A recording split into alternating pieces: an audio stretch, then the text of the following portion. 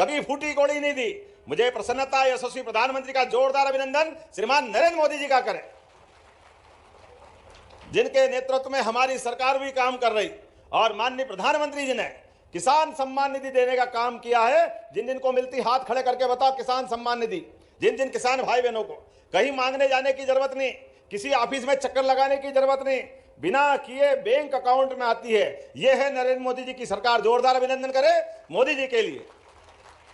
और बहनों के लिए भी और भाइयों के लिए भी हमारी सरकार भी बराबरी से, आपके उधर के पैसे आए, पीछे पीछे मध्य प्रदेश सरकार के पैसे भी आते हैं। जोरदार अभिनंदन करें अपनी भावना के लिए। और केवल किसान भाई बहनों के लिए नहीं, संबल योजना के माध्यम से गरीब आदमी के जीवन में कोई भी कारण से कोई घटना घट जाए और जिसका संबल में पंजीयन है, दुर्घटना घटेगी 4 लाख उसको भी मिलेंगे। हाथ कट गया, कोई अंग भंग हो गया, उसके भी पैसे मिलेंगे।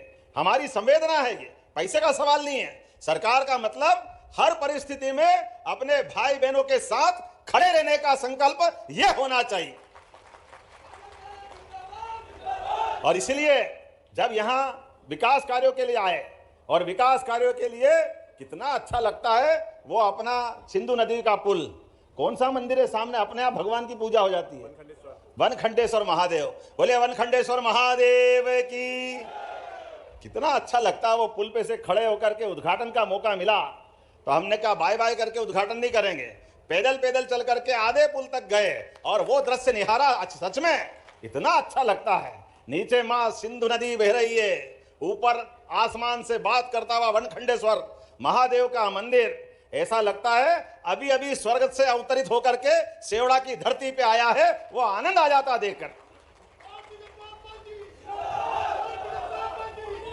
और आसमान से आंख मिला करके भगवान चतुर्भुजनाथ का, द्वारकाधीश का मंदिर भी उसी किनारे बन करके हम सबको जीवन में आगे बढ़ने के लिए लगातार प्रेरणा देता है।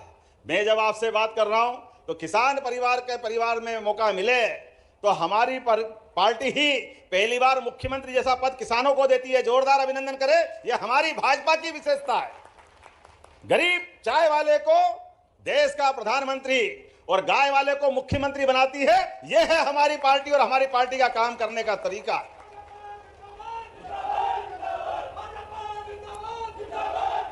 जब मैं आपसे बात कर रहा हूं तो अभी 2 दिन पहले बजट आया और बजट में हमने सब प्रकार के वर्गों का ध्यान रखा।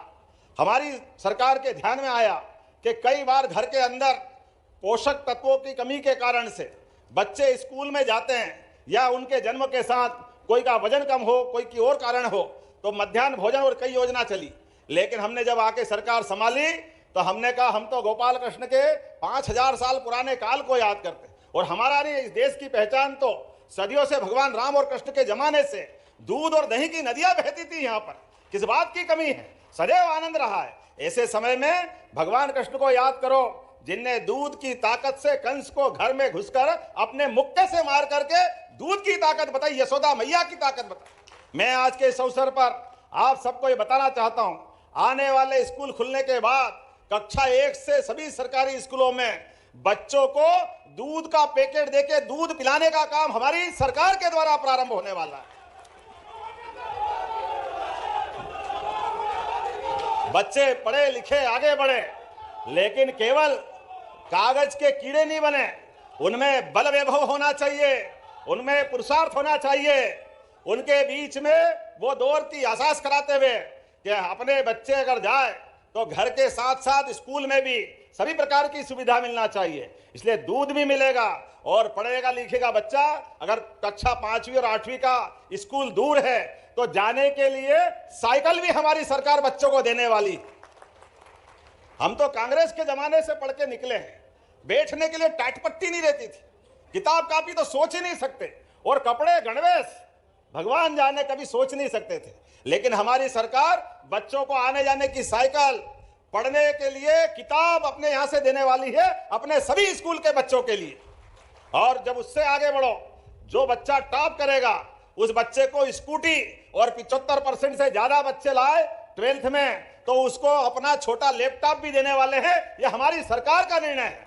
जब मैं ये घोषणा कर रहा हूं तो ताली बजा करके शिक्षा मंत्री नमस्कार। प्रदेश के सभी किसानों के लिए बहुत ही बड़ी अपडेट आया है। किसानों के खाते में एक बार फिर से जो राशि जाना है उसको लेकर फ़िलहाल जो अपडेट आया वो किसानों के लिए बहुत ही बड़ा न्यूज़ है।